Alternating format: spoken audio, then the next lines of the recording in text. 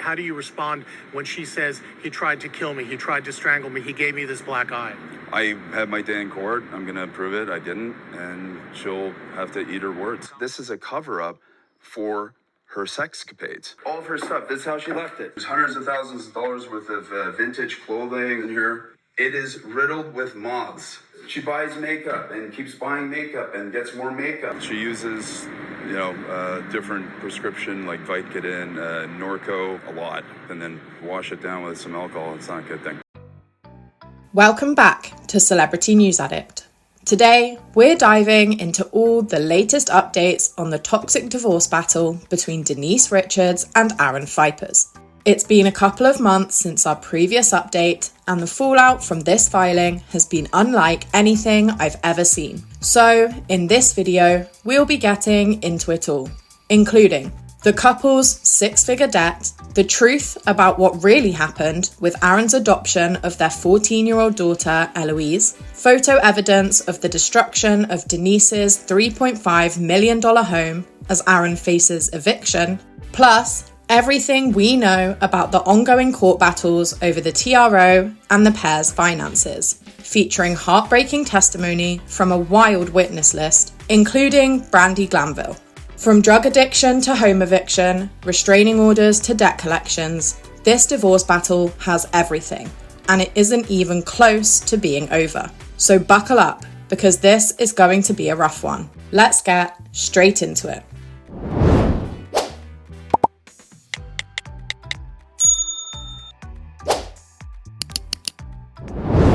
I'm going to start with a quick recap of the events leading up to the divorce before we dive into the latest fallout and court hearings. I've done 2 full deep dives into the breakdown of Denise and Aaron's relationship earlier this year, so I'll link the playlist below if you want the full details. But I'll be running through key dates now as a quick refresher. If you're already familiar with the history behind this dramatic divorce battle, feel free to jump ahead to the timestamp on screen to get straight into the latest news. So, getting into the recap. Aaron and Denise tied the knot on September 8th, 2018, after meeting only 1 year earlier and starting a romance while Aaron was in the process of separating from his then wife, Nicolette Sheridan. Despite a couple of warning signs, including an incident on Real Housewives of Beverly Hills, where Aaron threatened to break Denise's hand, the pair put on a united front throughout their almost 7 years of marriage, with Denise sharing that Aaron had adopted her daughter Eloise in 2019 and even claiming that they would never get divorced. But everything for this picture-perfect couple wasn't as it seemed. According to their close friends, all they were doing was fighting. Then, on July 4th, Aaron and Denise had a blowout fight, which led Aaron to file for divorce on July 7th, throwing the pair's entire lives into more chaos and court battles than either of them could ever imagine. In Aaron's filing, he cited irreconcilable differences as the reason for the split. He also requested spousal support from Denise, stating he has had zero income for the past year, while claiming Denise makes over $250,000 per month. Shockingly, Aaron didn't make any plea for joint custody over their adopted daughter Eloise. Instead, he ticked the box to say that the pair had no children together. Then, on July 16th, Denise was granted a temporary restraining order against Aaron after sharing details and photos accusing him of domestic violence, physical assault, and controlling behaviour. In this filing, Denise requested that Aaron attend a 52-week batterer intervention program, return her laptop, photos, recordings and phones, and pay for her legal expenses and any other expenses related to the alleged abuse. Notably, Denise stated that the pair share no minor children together, hinting that Aaron never actually officially adopted Eloise. A few days later, in an interview with TMZ on July 19th, Aaron accused Denise of having an affair and claimed this was the reason for their argument on July 4th. He alleged that Denise stole, hid, and then destroyed his phone, which contained evidence of her infidelity. In this same interview, Aaron also denied all accusations of physical or emotional abuse, saying he never laid a hand on Denise and alleged she had a substance abuse problem, which meant she would allegedly fall down a lot. leading to the injuries that she claimed were a result of his domestic violence. Aaron later filed a police report against Denise for theft, assault, and vandalism, before sending an email to family and friends which denied Denise's abuse allegations and went into more detail about Denise's alleged affair with her Special Forces instructor, Rudy Reyes. The letter also accused Denise of placing an AirTag on his car and having a, quote, addiction to Vicodin, which she jokingly calls vitamin D or white chestnuts, mixed with Adderall and tequila, which has previously made her pass out. He also alleged that his mother had spent nearly 13,000 hours taking care of Denise's dogs for free, quote, saving Denise nearly $327,000. Then, on July 25th, Aaron leaked all the evidence he had of Denise and Rudy's affair, including screenshots of texts they'd sent to each other and explicit photos they had shared. Denise responded to the allegations by legally filing a document that stated Aaron had violated the terms of the TRO by leaking these texts and disturbing her peace. She requested that the judge ask Aaron to return the laptop and all of its photos and recordings, along with any cell phones he may have of hers. This request was granted, and a judge ordered that Aaron return Denise's devices to her lawyer and refrain from any further distributions. However, Aaron adamantly denied that his actions broke the law, claiming that he didn't steal the devices and didn't have them in his possession, alleging that the screenshots and evidence were taken on his phone. But Denise subsequently claimed she had security footage of Aaron running away from her home with the laptop in his hands, literally caught red-handed. Then, on August 3rd, police were called to Aaron's home after Denise showed up unannounced to collect one of her dogs, violating the terms of the TRO. According to TMZ, when Denise arrived and demanded to be let in, Aaron left the home and called 911, telling the dispatcher he feared for his parents. Deputies attended the scene and concluded no crimes had been committed and no arrests were made. Getting ahead of the story, on August 4th, Denise's attorney released a statement which alleged that Denise, quote, entered the home to retrieve her dogs after learning that Mr. Phypers had put down one of her other dogs without her knowledge or permission. Aaron then released a counter-statement denying these allegations. However, his story shifted a few days later, when he admitted that Denise's dog did, in fact, pass away. At the time, a source close to Aaron offered an explanation, stating, quote, Melanie, a sweet older dog who Aaron loved, had late-stage cancer and was suffering when he took her for help, as the vet insisted the few days she had left being in pain were better met with putting her to sleep and off to heaven. It was a painful decision. So, that's where we left things in our last update, but so much more has happened since then. We're about to get into evidence of the destruction of Denise's Calabasas home, horrifying witness testimonies surrounding the restraining order, the pair's crippling debts, and Denise's recent big win in court. So buckle up and let's get into it. As always, when we're dealing with these messy divorces, I'll be taking things in chronological order to keep it as clear as possible. And please watch with caution, as we will be discussing some details of domestic violence which could be triggering, so do turn off if you need to. After the public dispute over Denise's dogs, things quietened down for a couple of weeks until August 19th, when Denise requested that the court order Aaron and his parents and brother to vacate their $3.5 million rental home in Calabasas so that she could retrieve the remainder of her dogs as well as all of her belongings without violating the terms of the restraining order. The document stated that despite both of their names being on the lease, Denise had moved out of the home over 2 years ago, but had left many personal items along with some of her late mother's items behind. Quote, based on Aaron telling me that his family would be moving back to Canada and we would be moving back into the home. Her reports claimed that her dogs have been at the property since May, as Aaron had agreed to have them while she recovered from 2 surgeries, and that she had informed Aaron that he would be responsible for paying the landlord rent as of January 2025.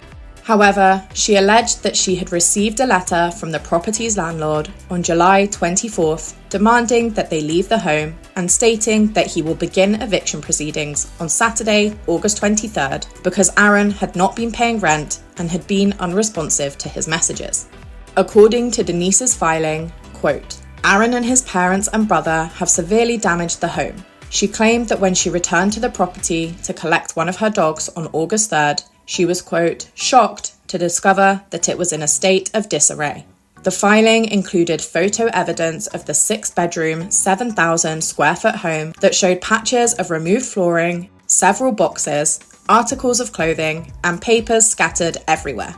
Denise stated she was worried her personal belongings would also be damaged if she wasn't allowed to collect them. However, an inside source close to Aaron disputed Denise's claims, instead alleging that Aaron's family had actually cleared up the home a ton since 2023 when Denise moved out, and were in the process of replacing the flooring, which is why it was ripped up.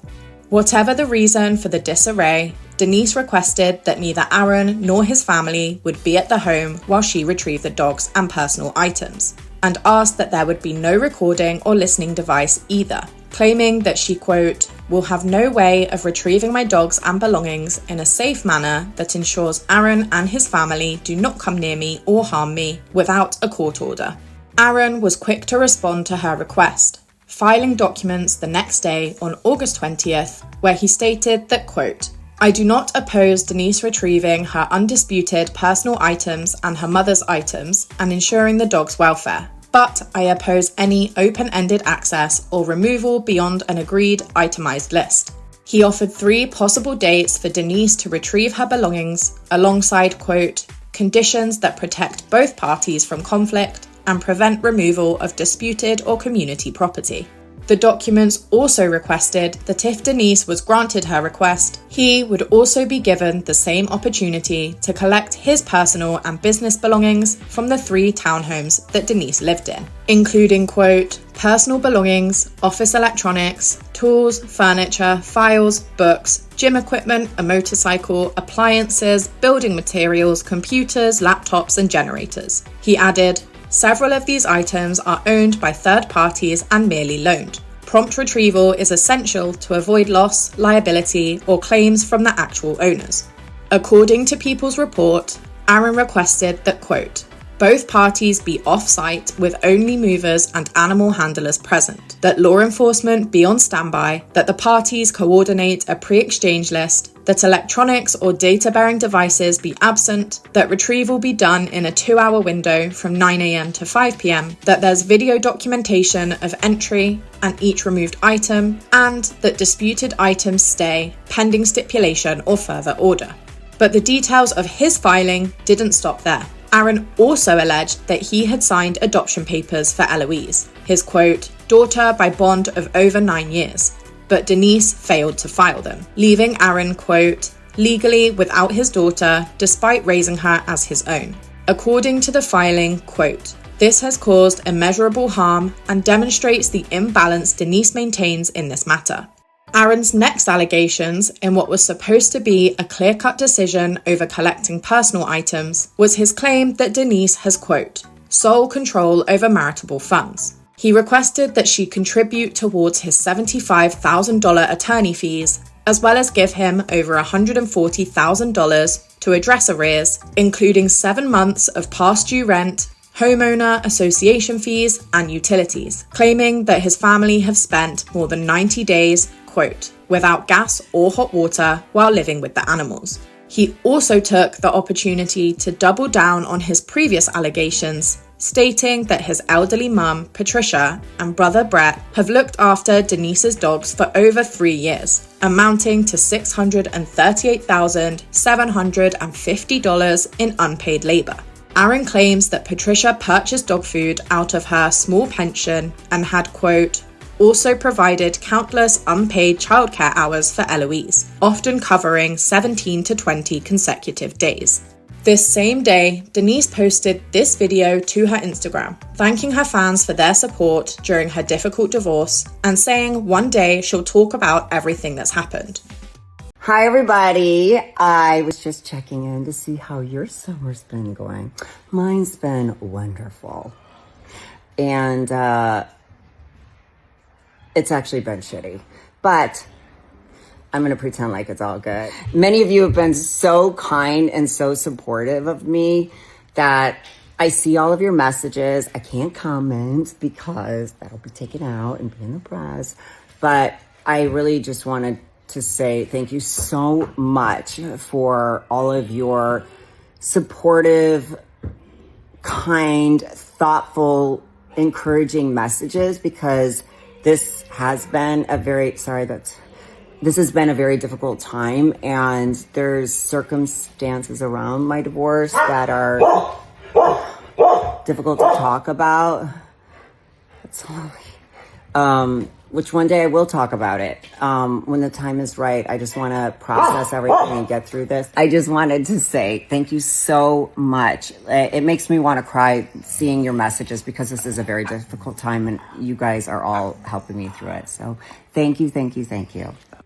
After this, things went quiet for just over a week, until August 29th, when Denise submitted her witness list to the court as part of her plea that they make her temporary restraining order against Aaron permanent.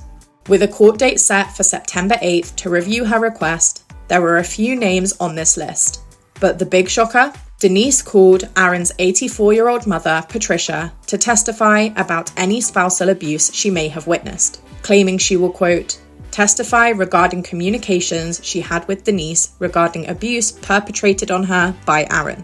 Denise also listed Aaron as a witness who she planned to call to the stand for 4 hours, alongside 3 unnamed witnesses, 2 of whom she claimed have knowledge of Aaron's alleged abuse. According to reports, Denise chose to redact the witness names for their protection. Finally, Denise stated that she would testify to, quote, all facts pertaining to domestic violence perpetrated by Aaron. We're going to get into the details of this shocking testimony later. Trust me, you don't want to miss it.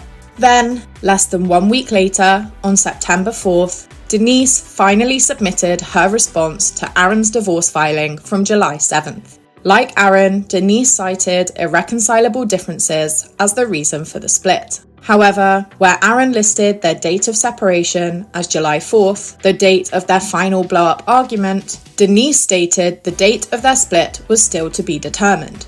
Denise also responded to Aaron's claims that she earns around $250,000 a month from OnlyFans, brand deals, and reality TV, and that he has had no income for over 1 year, by requesting that the court block Aaron from collecting spousal support from her and instead petitioned that she be awarded spousal support from him. TMZ was the first to report on Denise's filing, and that very same day, Aaron shared this statement with the outlet. Richards is attempting to humiliate me again, just as she did with her first ex, Charlie Sheen, 6 years ago today. It is the same vengeance playbook. I too will be vindicated when the truth comes out, just as Charlie promised. Our family has been ruined by Denise's lies of promising to end a year-long affair. And it seems there was no end to Denise's legal paperwork, as the following day, on September 5th, Us Weekly exclusively reported that Denise has submitted her list of evidence that she planned to introduce in their upcoming court hearing on September 8th, regarding making the TRO permanent. Included in her evidence list was footage from the Real Housewives of Beverly Hills. Denise stated that she would use a videotape and transcript from the scene which originally aired in 2020, where Aaron told Denise, quote, don't tell me what to say or I'm going to crush your effing hand. Denise also stated that she would be using several photos and text messages to back up her claims, including a photo from March 26, 2020, of a bruise she alleges she received when he, quote, pulled her off a chair by her legs, and another photo from June 2023, which allegedly shows bruises on her arms. In terms of the texts, Denise submitted a message sent to Aaron's mum in January 2023 discussing the alleged abuse, as well as another message she sent to a third party regarding a time when Aaron allegedly threatened to drive off a cliff. Other texts to be submitted as evidence included one from March 2025 where she discussed how Aaron was, quote, threatening himself, and another from June 13th, 2025 where she states that he, quote, caused a problem to her implant. Then, a few days later, on September 8th, People obtained court documents which revealed that the TRO hearing would be postponed until October 6th, after Aaron requested a delay. These documents also showed signs of where the judge is leaning in this case, and it's firmly on Denise's side. Denise's first win? The judge granted Denise access to return to the rental home on September 13th to, quote, retrieve her mother's and her own personal property, including the dogs, as Denise had requested back in mid-August. Aaron was ordered to stay 100 yards away from the home and was to, quote, take no action which would interfere with Miss Richards' access. The judge also granted Aaron permission to retrieve his personal property from their townhouse and office on September 15th, ordering that Denise ensures that the spaces are accessible at that time. Aaron was once again ordered to return Denise's laptop and phone by the end of the following day, September 9th, despite previously denying that he had them. However, according to an inside source, Aaron had, quote, filed a 200-plus page response to all of Denise's allegations that included all the exhibits necessary to debunk every claim. Issues like the set-up soundbite on Real Housewives of Beverly Hills is fake and will be debunked, along with Denise's penchant for bruising from an ongoing obsession of facial needling, scrapping, acid peeling, lasering, and more. The next shocking update came on September 11th when Aaron showed reporters from Inside Edition around the $3.5 million rental home in Calabasas, just 2 days before Denise was set to return to collect her belongings. He alleged that Denise was the one to have caused the destruction to the home, leaving, quote, hundreds of thousands of dollars worth of vintage clothing behind, which were riddled with moths. Aaron also insisted, once again, that he never caused, quote, any black eye, bruise, or anything to Denise, and alleged that the photos she had shared of her bruises, quote, look like makeup. A couple of days later, on September 13th, Denise was photographed by Page 6, returning to the home with 2 moving trucks, 4 movers, and her father Irv to collect her furniture, belongings, and 15 rescue dogs, as ordered by the courts a few days earlier. So, at least that was one dispute over and done with. But the hits just keep on coming, as after being granted a delay the week earlier, on Monday, September 15th, Aaron filed a response to Denise's TRO. In her original filing, Denise had requested that Aaron abide by an order of no contact, pay expenses caused by the abuse, provide spousal support, and enter a batterer intervention program. In his response, Aaron checked the box that he would, quote, not agree to the requested order to every single request. He stated, quote, there is no need for such orders, as I have not abused her and will not abuse her. Aaron also alleged that Denise has been, quote, frequently calling and messaging him and his parents, and asking other family and friends to ask me to call her so often that it should be considered harassment, demonstrating that she is not afraid of me and that she is the aggressive one. To back up his claims, Aaron provided screenshots of his call history, which allegedly showed that Denise had called him once on both August 15th and 17th, 9 times on August 21st, 6 times on September 2nd, and 4 times on September 12th. Alongside these screenshots, Aaron added that Denise has, quote, harassed him, stating, I found an AirTag tracker on my vehicle 7/6/2025, and she admitted putting it there. Denise later addressed all of these allegations in her witness testimony on October 8th, so keep this in mind as we'll circle back to them later. Anyway, when it came to addressing the expenses incurred from the alleged abuse and Denise's request for spousal support, Aaron wrote, quote, if anything, she should pay my expenses, as I did not abuse her and she is the abusive one. She has prevented me from earning income, so she is the only one with income. She should support me. Aaron continued, quote, Denise did not initially request spousal support, but later modified her papers to request that, adding, that is ridiculous and she clearly intends it as a way to harass me, because she knows that she is preventing me from earning money by refusing to allow me to pick up my expensive and sensitive equipment. That would be my primary method of earning income. He also requested that she pay for his lawyer's fees. Aaron concluded this segment with, quote, in fact, I believe that this entire domestic violence proceeding is merely a ruse to try to cut me off from being able to obtain spousal support. When it comes to the allegations that he stole her devices and distributed photos of her without her consent, Aaron claims that he holds the copyright to all the images, stating, quote, "I was the primary photographer for her OnlyFans account, so I took many professional photographs of her and I hold the copyrights to all of the pictures that I took." He also reiterated once again that he does not have her devices, alleging, quote, "Denise has extremely messy living habits, so it's not a surprise when she cannot find things." Okay, so now we know both sides of the argument for spousal support, abuse allegations, and the laptop theft photo leaking saga. But Aaron's hits on his soon-to-be ex-wife didn't stop there.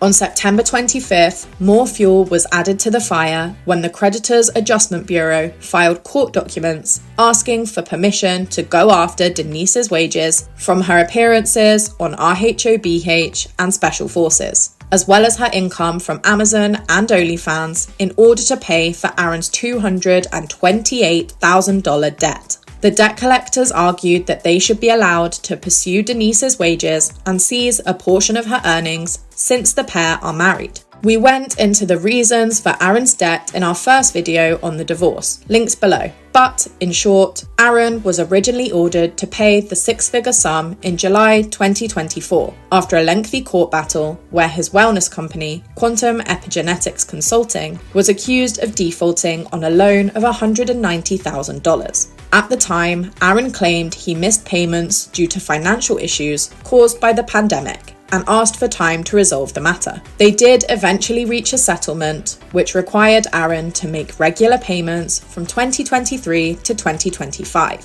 But he defaulted on the settlement after paying off only $40,000, failing to make payments after February 2024. So, the court signed off on a motion for the CAB to come after Aaron for the increased balance of $228,000. And now they're petitioning to go after Denise too. But sadly, the nightmare wasn't over for Denise, as on September 30th, new court documents revealed that Aaron may call Real Housewives of Beverly Hills star Brandi Glanville and Denise's ex-husband Charlie Sheen to testify in his defense in the court case surrounding the TRO. Aaron's attorney claimed that Charlie Sheen, who was married to Denise between 2002 to 2006, can attest to Denise's alleged, quote, history of not being truthful and of drug and alcohol abuse, while Brandi Glanville can also corroborate the same. According to an inside source, Brandi is being called to, quote, testify on Richard's credibility and manipulative moves, after she alleged that she and Denise had had an affair during filming of Beverly Hills, which Denise adamantly denied, kicking off an ongoing feud between the pair. The source added, quote, Denise did her dirty. Aaron Phypers' witness list includes people who can deny Denise Richards' credibility on telling the truth. Alongside Brandi and Charlie Sheen, Aaron will also be calling his family members as witnesses to address, quote, all of Denise's allegations, as well as her alleged violations of court orders, her lack of fear, phone calls, messages, videos she sent, violence by her, breaking Aaron's phone, trespassing in family members' rooms, and Denise's drug and alcohol use. They also listed Denise and her father, wanting to depose them over her alleged violations of orders surrounding the restriction of disposal of assets. So, Denise stepped into October with the threat of her ex-husband and worst enemy testifying against her. And as if that wasn't enough, on October 1st, Radar Online revealed that Denise is allegedly worried about her finances during this painstaking divorce, having already spent a significant portion of her $6 million in savings while vowing to win the courtroom war. An inside source claimed that Denise has already paid, quote, many tens of thousands in legal fees, and it could get a whole lot worse for her if a judge grants Aaron spousal support. They stated, quote, Denise is not worth as much as people think. Fact is, she's burnt through a ton of money over the years, and even with all her fame, she's never been in that mega high pay bracket. If she and Aaron don't figure this out quickly, she could end up in the poorhouse, because legal fees are absolutely bleeding her dry. So there's a real fear this divorce could drain all her savings. The source added, quote, She's so angry right now, she won't listen to reason and just hire a mediator. She says she doesn't care how much she has to spend. She's not just going to give in to Aaron's demands. But Aaron's got a very strong case for spousal support, so odds are she's going to have to pay him out in the end, on top of all the legal fees. It's a nightmare. So I guess we can add financial struggles to Denise's list of concerns, alongside restraining orders, spousal support, the affair allegations, domestic violence testimonies, and fighting off Aaron's debt collectors. But if Denise is going down, Aaron is going down with her, as the following day, on October 2nd, Page 6 revealed that Aaron had filed new court documents revealing that he was in, quote, dire financial straits. In his written declaration, Aaron stated, "I am out of money and financially desperate. I am about to be evicted from the residence in which I am living. My utilities, water, power, gas, have all been turned off already." In this filing, Aaron stated he owes half of $120,000 in unpaid rent on the Calabasas rental home, and claims Denise owes the other half due to both of their names being on the lease. He revealed that he and Denise allegedly had millions of dollars in joint bank accounts before he filed in July, and requested access to those again, stating that since he helped Denise with her OnlyFans, he has a right to the share of the earnings. According to reports, he asked for $150,000 from the joint accounts, which he claims he needs, quote, to survive, pay these debts, and be able to live safely like a normal person. He explained that as well as needing money for his living expenses, he also requires $10,000 from Denise to pay his attorney to help him complete his divorce. Aaron also made yet more allegations against Denise, this time for theft, claiming that when she attended the home to collect her belongings in September, she had taken his health treatment machine and weight set. Aaron alleged that Denise's father told him that she planned to sell them for cash. He stated, quote, "I need that equipment in order to try to make a living, and she is preventing me from doing so. My hope is to be able to use them for business purposes again to make income." He concluded the filing with, quote, "There is a real danger of irreparable harm if I do not receive this, as I and my parents will be evicted and homeless with no funds to go anywhere." However, according to TMZ, the same day that Aaron filed this petition, Denise submitted a response denying the request, and the judge, still firmly on Denise's side, subsequently denied Aaron's plea for funds due to, quote, "insufficient evidence of immediate loss or damage to property." Another big win for Denise. Now we're at the part you've been waiting for, the shocking court testimony from Denise and her list of witnesses. I've tried to keep the specific details to a minimum here, as they are distressing, but this section could be triggering, so please do watch with care. So, on Monday, October 6th, Kathleen McAllister, Aaron's cousin and one of Denise's unnamed witnesses, virtually attended the TRO hearing, claiming she had witnessed Aaron's abuse multiple times. Recounting specific events, Kathleen detailed an alleged incident that occurred on January 17th, 2022, where she saw Aaron and Denise fighting because Aaron thought that Denise had placed listening devices in his office. Kathleen demonstrated how Aaron had allegedly hit Denise with the palm of his hand and stated, quote, "I saw Aaron hit Denise and immediately she had a really bad black eye.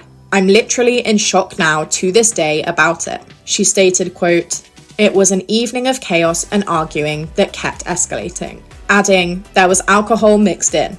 Kathleen also said in court that she had witnessed other, quote, "horrific acts of abuse," including one incident where Aaron violently gave Denise a concussion and another where Denise had sustained an injury on her head inflicted by Aaron. Among other traumatizing testimonies, Kathleen noted that she'd heard Aaron threaten to kill Denise several times and stated both she and Denise were afraid of him. Following her distressing account, the judge asked if all of these incidents involved substances, to which Kathleen responded, quote, "Aaron was what anyone would refer to as an alcoholic, so that fueled the aggression." Denise also took to the stand where she gave her emotional testimony about the alleged abuse. She claimed that Aaron would, quote, "often threaten to throw me through the windows and off balconies," adding, "He's almost killed me so many damn times." She also took time to explain that the real reason for their final argument on July 4th was because she had asked Aaron to leave their shared townhouses as she felt, quote, extremely vulnerable and in pain after undergoing a full facelift.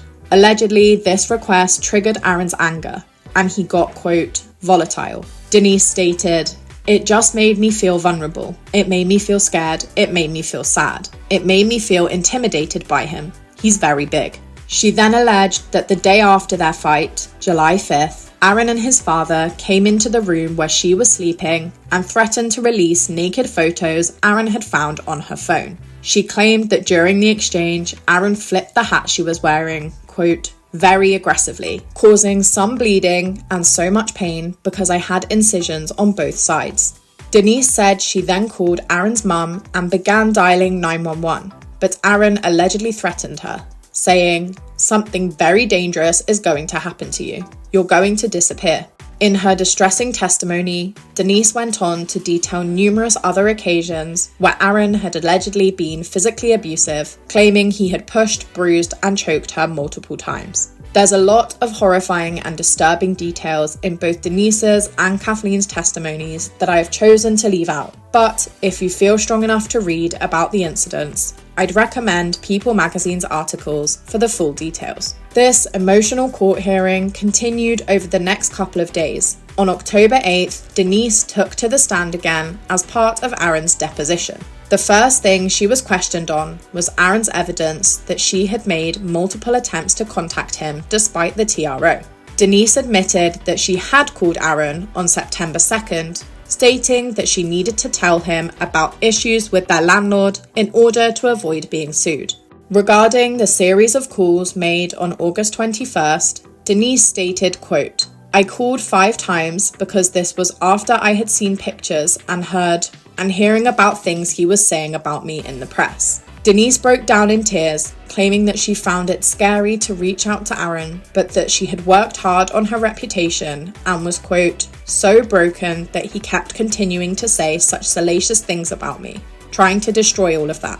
So she wanted to get hold of him to ask him to please stop." Speaking of the impact this has had on her family, Denise said, quote, "It's been difficult for my daughters, especially my naked photos." She claimed she is, quote, "embarrassed and ashamed that her daughters have seen them, so she was desperate to call Aaron to get him to stop." Denise was also questioned about the lease on the Calabasas rental, where she addressed how she felt about Aaron's family continuing to live there, and why she was no longer making payments. She once again reiterated that his family have been saying they will move out for 2 years, adding, quote, "They've been living there for so long. This was a big problem in our marriage. I can't keep paying every month." The questions then turned to why Denise didn't report Aaron's abuse sooner, which I personally think is a horrible line of questioning for a victim of abuse, as we all know how much strength it takes to finally walk away. But when asked about this, Denise claimed she felt scared and was trying to protect him, adding that she didn't want to go to a doctor about the injuries because she feared they would ask her how she got them. Denise stated, quote, "I felt like they would know and I didn't want to get Aaron in trouble." Denise also admitted to putting an AirTag on Aaron's car, claiming that this was for her own protection after Aaron allegedly told her that, quote, "something dangerous was going to happen and I was going to disappear." Aaron was also later called to the stand, where he denied all allegations of abuse and stated that he never told Denise that he would make her, quote, "disappear." So, as of the date of recording on October 10th, the divorce between Denise Richards and Aaron Phypers is still far from over. With the restraining order hearing ongoing, Aaron's claims of financial hardship, Denise's allegations of abuse, and shocking new witness testimonies from both sides, this case just keeps getting more and more intense. What do you guys think? Do you believe Denise's latest testimony will finally tip things in her favour? Will she end up being held accountable for Aaron's debts? Should she be paying him spousal support or be keeping up with the lease payments? I'd love to hear all your thoughts in the comments below. That's it for today's video. This has been one of the most chaotic and emotionally charged updates yet. So thank you for sticking with me to the end. With more hearings expected in the coming weeks, I'll be sure to keep you updated as soon as there's news. Before we go, I just want to say thank you for your patience with me over the last couple of months. It's been a really crazy time, but I plan to get myself back on a regular posting schedule every other Sunday, with hopefully some bonus videos thrown in there too. I can't wait to be back in the routine and chatting with you all in the comments about all the piping hot tea. So thank you for all the ongoing love. It means the world. And as always, if you haven't already, please don't forget to like, subscribe, and hit that notification bell for more reality TV news and updates on this case as they happen. Thanks for watching.